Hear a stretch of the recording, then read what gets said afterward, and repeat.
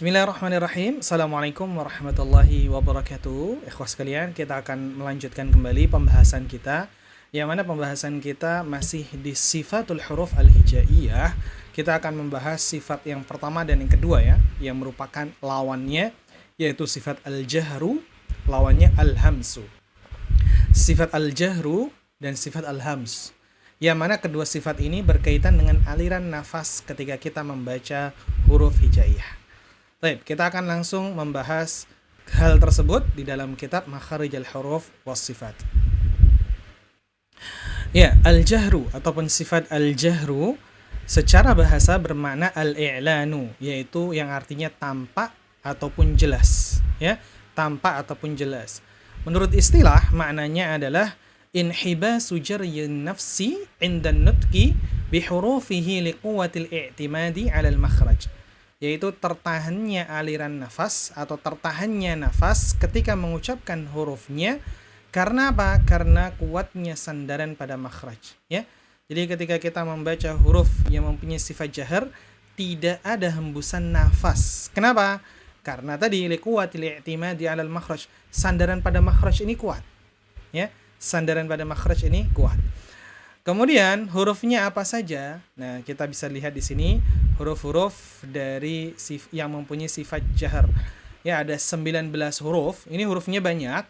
Nanti yang kita hafalin adalah lawannya atau huruf yang mempunyai sifat al-hams. Itu hurufnya lebih sedikit. Nah, al-jahru ini hurufnya ada 19 terkumpul dalam sebuah bait. 'Azama waznu qari'in dhi ghaddin jaddi talabin. Ada huruf ain, wa, mim, wawu, zain, nun, qaf, dan seterusnya ya. Nah, untuk huruf al-jahr ini secara kekuatan itu mempunyai tingkatan masing-masing ya. Dilihat dari sifat-sifat yang lain juga ya. Misal huruf ta. Nah, huruf ta ini adalah merupakan huruf yang paling kuat. Kenapa? Ya karena dia mempunyai sifat-sifat kuat di sifat yang lainnya. Nah, terus bagaimana kita untuk identifikasi huruf tadi, dia mempunyai sifat jahar ataukah tidak? Caranya adalah kita meletakkan telapak tangan kita ya di depan mulut, kemudian kita mengucapkan huruf tadi. A, wa, ma, wa, awwa, azza. Nah, ada hembusan nafas gak? Kalau hembusannya ada hembusan napas tapi tipis ya. Nah, ini masuk di jahar juga. Karena kalau hams itu hembusannya kuat. Kalau hembusannya tipis, ya itu pasti. Karena apa? Karena ketika kita mengucapkan atau membaca suatu huruf, pastilah ada hembusan nafas. Pastilah ada aliran nafas yang melewati pita suara sehingga keluarlah suara tersebut. Nah, fokus di sini di huruf dha, huruf zain ya, huruf dzal ya, wa, zain, dzal. Huruf dzal dan dha dan zain ini sifatnya jahar. Jangan sampai kita baca seperti ini, dha atau dza dengan ada hembusan nafas ya, atau za.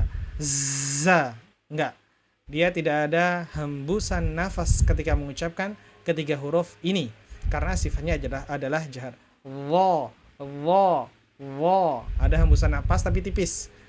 Za. Kemudian za. Seperti itu. Nah, ini adalah merupakan huruf yang mempunyai sifat jahar. Al-jahru artinya tertahannya aliran nafas ya.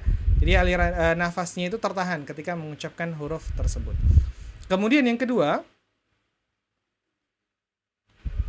adalah al-hamsu ya, al-hams ataupun yang maknanya secara bahasa berarti al-khafa'u, yang bermakna tersembunyi atau samar. Secara istilah maknanya adalah jarayanun nafsi indan nutqi bil harfi li dha'fil i'timadi 'alal makhraji ya, mengalirnya aliran nafas ketika mengucapkan suatu huruf disebabkan lemahnya sandaran pada makhraj. Nah, huruf yang mempunyai sifat hamas ini karakternya itu ada hembusan nafas ketika kita mengucapkan huruf tersebut ya. Nah, huruf ini atau huruf hams ini biasanya sifat hamsnya itu akan lebih tampak ketika dia itu sukun ataupun bertasydid, ya, ketika sukun ataupun bertasydid. Identifikasinya bagaimana? Sama seperti sifat jahar. Kita letakkan telapak tangan kita, kemudian kita mengucapkan huruf tadi, ya. Nah, kemudian huruf-hurufnya apa saja? Nah, hurufnya hanya ada 10. Kalau tadi 18, yang ini 10. Terkumpul dalam sebuah bait, fahathuhu syakhsun sakat, ya. Fahathuhu syakhsun sakat. Jadi kalau kita mengucapkan huruf fa, af, nah, keluar hembusan nafas, ya. Af, ah, ath, ah, ash, akh, as, as, ak, at, at. Nah, ini adalah hembusan nafas ketika kita mengucapkan suatu huruf tadi.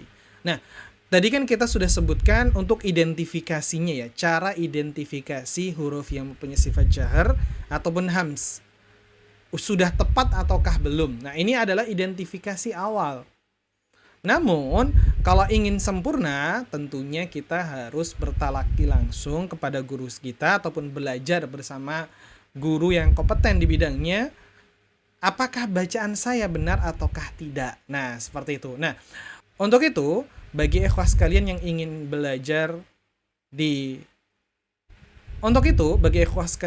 ingin belajar membaca ataupun mengetahui dan latihan tadrib dalam mengucapkan huruf-huruf hijaiyah, bisa mengikuti terus kelas kita di kelas ngaji mudah. Barakallahu fiik. Kita akan kembali lagi nanti insyaallah di pembahasan selanjutnya di sifat yang kedua, yaitu sifat syiddah dan rakhawah. Kemudian ada sifat lawannya adalah sifat tawassut yang diantara syiddah dan rakhawah. Ketiga sifat itu insyaallah kita akan bahas di video selanjutnya. Barakallahu fiik.